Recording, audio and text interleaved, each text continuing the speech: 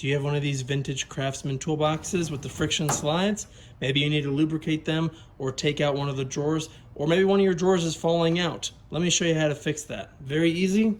All you need is a flathead screwdriver. So now we have our drawer fully extended. Now if we zoom up,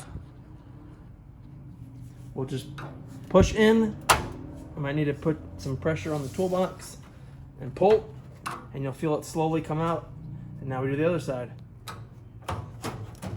If it's not coming, push your drawer in slightly and then push in through that eyelet. And then your drawer should come right out.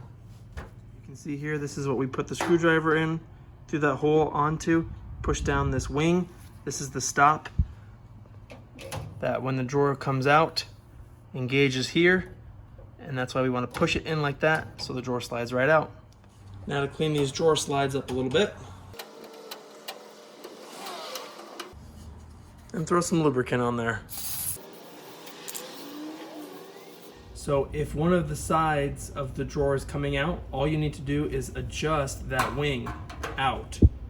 So just put your screwdriver underneath, give it a good little bend, not too crazy. You might need to adjust it again, so don't go too much at a time. And then once you bend it out, we'll just put it back in and it should stay in without issue. We've got both of our wings folded out. I guess technically they're stops. Now just line up both ends.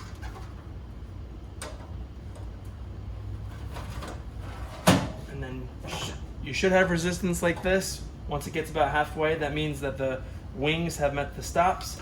Give it a good push. And now test it. Both ends are solid.